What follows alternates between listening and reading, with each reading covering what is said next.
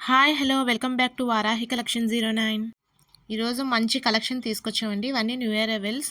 చూసారా మనం ఈరోజు 3 వెరైటీస్ ఆఫ్ జుమ్కాస్ తీసుకొచ్చాము. ఈ జుమ్కా చూసారా? బుట్ట కింద బుట్టొస్తుంది. లక్ష్మీదేవి విత్ లక్ష్మీదేవి.